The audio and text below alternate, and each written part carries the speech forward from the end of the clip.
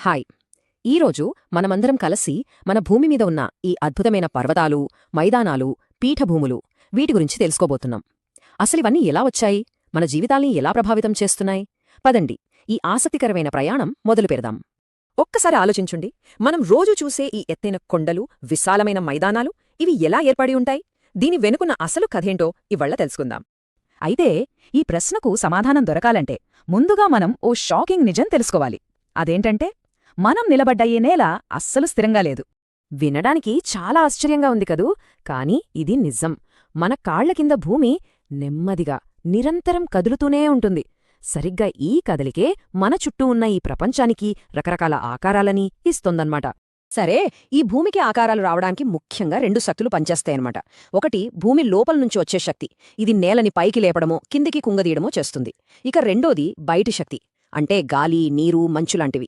ఇవి భూమి ఉపరితలాన్ని మెల్లగా అరగదీస్తూ మళ్లీ కొత్తగా నిర్మిస్తూ ఉంటాయి. సరే, అయితే మన ప్రయాణాన్ని భూమి మీదకెల్లా ఎత్తైన, ఎంతో అద్భుతమైన పర్వతాలతో మొదలుపెట్టేద్దామా? పర్వతాలు ఎలా పుడతాయో అర్థం చేసుకోవడానికి ఓ చిన్న ఉదాహరణ చూద్దాం. ఇప్పుడు కొన్ని కాగితాలని ఒకదానిమీద ఒకటి పెట్టి రెండు వైపుల్నుంచి గట్టిగా నొక్కామనుకోండి, ఏమవుతుంది? చూసారా ఆ కాగితాలు ఎలా పైకి లేచి ముడతలు పడ్డాయో? సరిగ్గా అచ్చం ఇలాగే భూమి పొరలు ఒకదాన్నొకటి ఢీకొన్నప్పుడు ఆ ఒత్తిడికి పైకి లేచి హిమాలయాలలాంటి అతిపెద్ద పర్వతాలుగా మారాయన్నమాట. ఎంత అద్భుతం కదా! సాధారణంగా చూస్తే పర్వతాలు మూడు రకాలుగా ఉంటాయి. మనమిప్పుడే మాట్లాడుకున్నవి ముడత పర్వతాలు, మిగిలినవి ఖండపర్వతాలు, అగ్నిపర్వతాలు. సరే, ఇప్పుడు వీటి గురించి కూడా చూద్దాం. ఖండపర్వతాల విషయానికొస్తే భూమిలోని కొన్ని పెద్ద పెద్ద భాగాలు విరిగిపోయి అందులో కొన్ని భాగాలు పైకి లేస్తాయి, మరికొన్ని కిందికి కుంగిపోతాయి. అలా ఏర్పడినవే ఈ ఖండపర్వతాలు. ఇక్కడ చూడండి, ఇలా పైకి లేచిన భాగాన్ని హోస్ట్ అని, కిందికి దిగిపోయిన లోయలాంటి భాగాన్ని గ్రావెన్ అని పిలుస్తారు. యూరప్లో ఉన్న రైన్ వ్యాలీ దీనికొక చక్కటి ఉదాహరణ. ఇక మూడో రకం అగ్నిపర్వతాలు. పేర్లోనే ఉంది కదా, భూమి లోపల్నుంచి వేడివేడి మ్యాగ్మా, బూడిద, రాళ్లు ఇవన్నీ బయటికి చిమ్మి ఒకదానిమీద ఒకటి పేరుకుపోతూ అలా అలా కొండలాగా పెరుగుతాయి.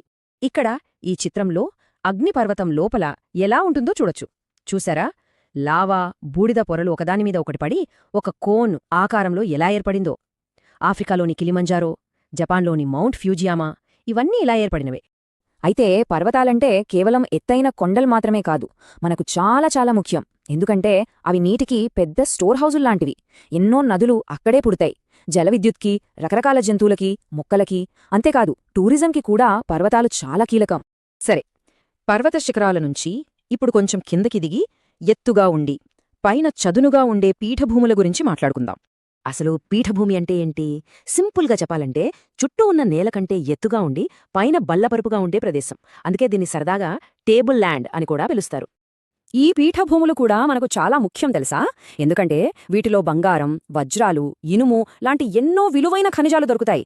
అంతేకాదు ఇక్కడి లావా నేలలు వ్యవసాయానికి భలే అనువుగా ఉంటాయి. ఇక ఎన్నో అందమైన జలపాతాలు కూడా ఇక్కడే పుడతాయి. ఉదాహరణకు మన భారతదేశంలోని ఛోటా నాగ్పూర్ పీఠభూమిలో ఉన్న హుండ్రు జలపాతాన్ని చూడండి. ఒక నది ఇలా ఎత్తైన పీఠభూమి అంచునుంచి ఒక్కసారిగా కిందికి దూకినప్పుడు ఇలాంటి అద్భుతమైన జలపాతాలే ఏర్పడతాయన్నమాట. సరే, పర్వతాలు, పీఠభూముల ప్రయాణం ముగించుకుని ఇప్పుడు మనమందరం ఎక్కడైతే ఎక్కువగా నివసిస్తామో ఆ ప్రాంతాల వైపు వెళ్దాం. అవే మైదానాలు. మైదానాలు అంటే చాలా విశాలంగా, చదునుగా ఉండే భూభాగాలు. పర్వతాలు, పీఠభూముల్లాగా ఇవి సముద్రమట్టానికి మరీ అంత ఎత్తులో ఉండవు. మరి ఈ మైదానాలు ఎలా ఏర్పడతాయి? కథ మళ్లీ పర్వతాల దగ్గరే మొదలవుతుంది. అక్కడ్నుంచి ప్రవహించే నదులు తమతో పాటు రాళ్లు, ఇసుక, ఒండ్రుమట్టి లాంటివన్నీ కొట్టుకొస్తాయి. ఆ తర్వాత తమ ప్రవాహ మార్గంలో దాన్ని నెమ్మదిగా పరిచేస్తాయి. అలా లక్షల సంవత్సరాలుగా పేరుకుపోయి ఈ సారవంతమైన మైదానాలు ఏర్పడ్డాయి. మానవ నాగరికతలు ఎక్కువగా ఈ మైదానాల్లోనే ఎందుకు మొదలయ్యాయి? కారణం చాలా సింపుల్. ఇక్కడి నేలలు వ్యవసాయానికి చాలా బాగా పనికొస్తాయి. ఫ్లాట్గా ఉండటంతో ఇళ్లు కట్టుకోవడం, రోడ్లు వేసుకోవడం చాలా సులభం. అందుకే ప్రపంచంలో ఎక్కువ జనాభా ఉండేది ఈ మైదాన ప్రాంతాల్లోనే. సరే, ఇప్పుడిదాకా మనం రకరకాల భూస్వరూపాలు ఎలా ఏర్పడ్డాయో చూశాం. ఇప్పుడు అవి మన జీవితాల్ని ఎలా మార్చేస్తున్నాయో ఒక్కసారి చూద్దాం. ఒక్కసారి తేడా గమనించండి. పర్వత ప్రాంతాల్లో జీవితం చాలా కష్టంగా ఉంటుంది. వ్యవసాయం చేయడానికి భూమి తక్కువ, అందుకే అక్కడ జనాభా కూడా తక్కువగా ఉంటారు. అదే మైదానాల్లో అయితే పరిస్థితులు చాలా అనుకూలంగా ఉంటాయి. పంటలు పండించడం, ఇల్లు కట్టుకోవడం తేలిక. అందుకే ఇక్కడ జనం ఎక్కువగా నివసిస్తారు. చూశారు కదా, మనం నివసించే ఈ భూమి ఎంత అద్భుతమైనదో. పర్వతాలు, పీఠభూములు, మైదానాలు ప్రతిదీ మన జీవితంలో ఒక భాగం. ఇవన్నీ మనకు ప్రకృతి ఇచ్చిన ఒక వరం. మరి ఈ సహజ సంపదను కాపాడుకోవడం మనందరి బాధ్యతే కదా. మన తరువాత తరాలకి ఈ భూమిని మరింత మంచి ప్రదేశంగా అందించాలంటే మనం ఏం చేయాలి, ఎలా దీన్ని కాపాడుకోవాలి ఒక్కసారి ఆలోచించండి.